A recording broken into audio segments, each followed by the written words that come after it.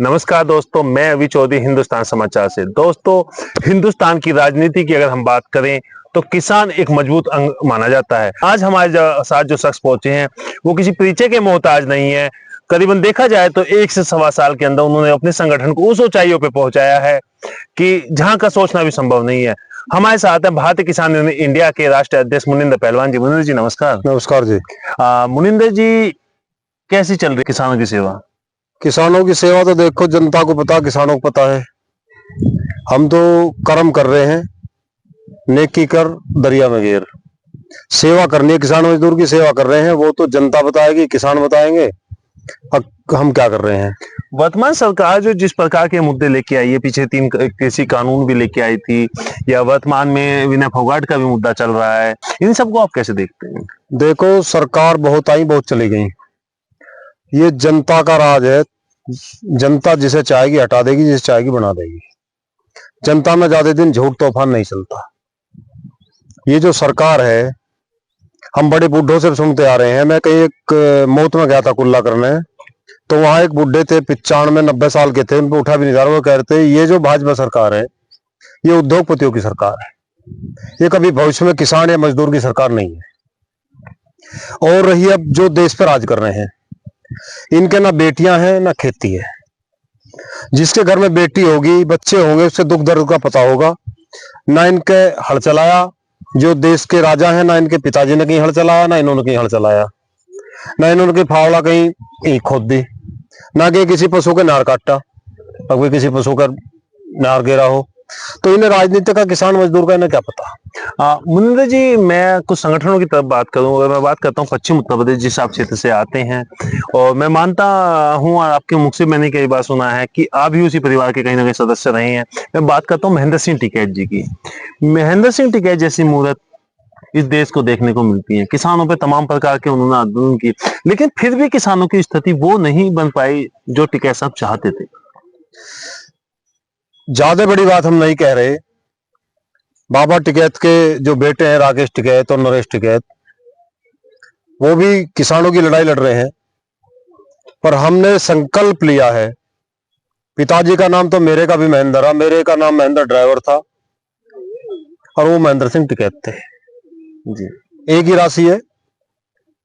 पर हम इतना जरूर कहेंगे, हम महेंद्र सिंह टिकैत के सपनों को साकार इस हिंदुस्तान की जमीन पे किसान को और मजदूर को करके दिखाएंगे जी। आप करके दिखाएंगे। आपका संगठन विस्तार भी अच्छे से हो रहा है, कुछ स्टेटों में भी आपकी बात चल रही है। आपने बताया मुझे कि संगठन विस्तार भी हो रहा है, तो किस तरीके से विस्तार को आगे बढ़ा रहे हैं? विस्तार इस तरीके से आगे बढ़ा रहे हैं कि जिस राज्य में, जिस जिले में हम जाएंगे, वहां आपका दलबल मजबूत मिलेगा, 1000-10,000 की तादाद में मिलेगा। और हिंदुस्तान में 1 साल के बाद में बड़ा संगठन खड़ा करेंगे।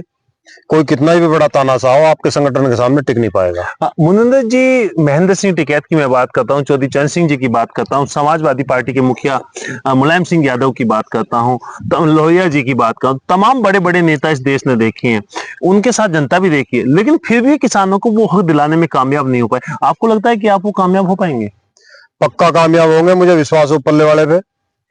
किसान और मजदूर की हक की लड़ाई जब तक नहीं मिलेगी, जब तक हक नहीं मिलेगा, जब तक, चाहे मुझे ना शमशान दूर दिख रहा, ना मैं जेल से डर रहा, ना फांसी से डर रहा, जब तक किसान का हक नहीं मिल जाएगा, मुनिंदर पहलवान का पूरा संगठन भारतीय किसान यूनियन इंडिया एवं संयुक्त मोर्चा बैठने का काम नहीं करेगा। एक सिपाही मर तो मिटेगा, पर इतने किसान मजदूर का हक नहीं मिलेगा। बैठने का काम नहीं करेंगे, ना डरने का काम करेंगे।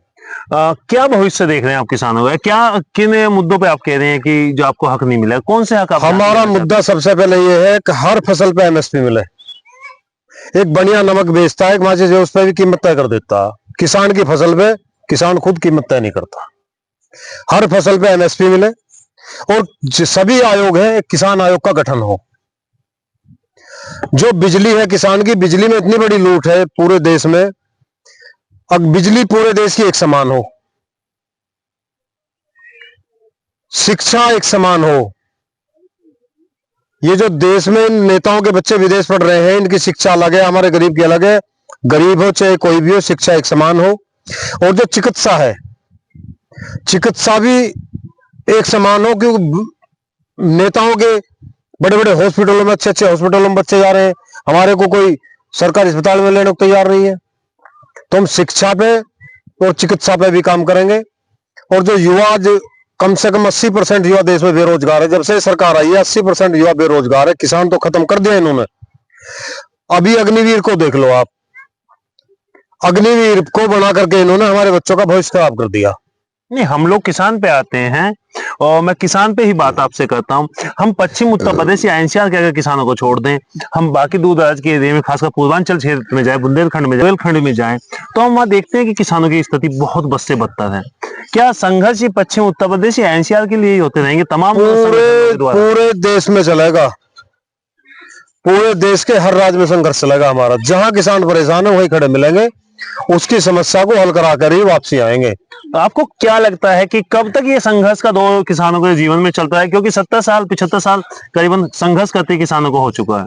आने वाले 1 साल में हम पूरे देश में किसान की कोई भी समस्या होगी तो हल करा कर रहेंगे, हल करा के रहेंगे पक्का। मुख्य तौर पे आपकी एमएसपी की मांग है, किसान आयोग की मांग है, किसान आयोग की मांग है। दूसरी तरफ हम बात करते हैं, जैसे अभी आपने कहा कि नरेंद्र मोदी सरकार या भाजपा सरकार जो एक उद्योगपति की सरकार है, फिर किसानों के लिए हित की सरकार कौन सी सरकार है? देखो, किसानों के हित की सरकार अगर प्रदेश में देखा जाए तो किसानों के लिए मुलायम सिंह यादव से बढ़िया नेता नहीं था।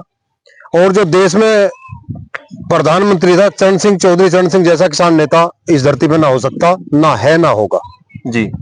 तो क्या आप इनमें से, देखो दोनों हमारे बीच नहीं है, तो आप किसे सेंटर में देखना चाहते हैं कि ये व्यक्ति अगर बनेगा सेंटर में तो किसानों का उद्धार होगा? हम तो ये देखना चाहते हैं सरकार सेंटर में ये बनियों की सरकार हट जा।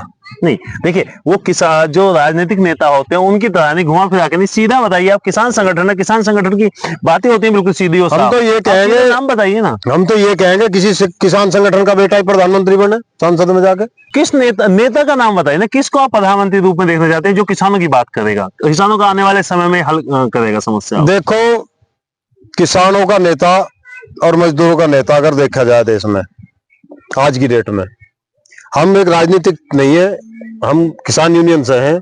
किसी का नाम लेंगे हम तो लोग समझेंगे इसी पार्टी से बंधा हुआ। जो किसानों के हित की बात करेगा, तो किसानों की लड़ाई लड़ेगा, सरकार उसकी आनी चाहिए कोई। चलिए, आप हो या राकेश टिकैत जी, सीधे सीधे नाम लेने से बचते हैं। आपको नहीं लगता कि ईडी और सीबीआई वो आपके पास भी आ जाओ मेरे पास जी, खुला चैलेंज है, जेल भेज दो जी। जेल में जाके भी वही बगावत करता रहूंगा, बैठ के नहीं कर रहा हूँ। ये तो केजरीवाल जी भी कह रहे हैं। हाँ, तो ये बात तो केजरीवाल ये तो देखो, ज्यादा दिन नहीं टिक पाते। ये मुकदमा विपक्ष कोई भी हो मुकदमे से तोड़ेगा, मरवाने की भी कोशिश करेगा, कुछ भी करेगा। दुश्मन जो भी है, विपक्ष कोई भी हो, तोड़ने की कोशिश करता है, पर हम टूटने वाले नहीं है। चलिए, मैं आपके अंतिम सवाल की तरफ मैं चलता हूं। नरेंद्र मोदी जी के तमाम प्रकार के आप विरोधी भाष हो सकते हैं, लेकिन कुछ चीजों पर नरेंद्र मोदी जी ने काम भी किया है। जैसे कि उन्होंने कहा है कि किसानों की आय दुगनी भी हो गई है। उन्होंने कहा है सोलर ऊर्जा के माध्यम से बिजली भी अच्छी मिलेगी। अगर देखा जाए तो ग्रामीण क्षेत्रों में बिजली की व्यवस्था सुधरी भी है। तो क्या वो अच्छा काम नहीं दिखता आप लोग? नरेंद्र मोदी ने एक भी काम अच्छा नहीं करा, सिर्फ झूठ जुमला। और आगे एक बात बताओ, जो ये हमारी बेटी बाहर करी है विनेश फोगाट, और जो अडानी की घरवाली है अनीता नीता अंबानी, इसका खेल में क्या मतलब है जी? ये काहे की सदस्य बना दी मोदी ने? अब अमित शाह जी के लड़के पे बैठ पकड़ना नहीं आता, खेलना तो बहुत बड़ा, बैट पकड़ना नहीं आता, वो बीसीसीआई का चेयरमैन बना दिया। तो देश ऐसे लोगों से कहां चलेगा? उद्योगपतियों को तो तुम सिस्टम में बांट रहे हो, उद्योगपतियों के हाथ में देश दे दिया। चलिए, मेरा लास्ट का छोटा सा सवाल का जवाब दीजिए कि फिर देश किससे चलेगा? देश को किसान का बेटा चलाएगा और 2 साल में निखर के आ जाएगा, ये देख लेना। किसान का बेटा देश पर राज करेगा। कोई मुनिंदर पहलवान या राकेश टिकैत हो, कोई भी। अच्छा, नाम नहीं बताएंगे? नाम नहीं बताएंगे। चलिए, हमारे साथ थे मुनिंदर पहलवान जी, जिन्होंने हमारे हर सवाल का जवाब बेबाकी से दिया। उनका सीधा कहना है कि देश के अगर किसान की स्थिति सुधारनी है तो किसान के बेटे को हमें सत्ता में लाना होगा। अब कौन किसान का बेटा है उस पर अपने पत्ते नहीं खोले हैं। आप देखते रहिए हिंदुस्तान समाचार। मैं अभी चौधरी, नमस्कार।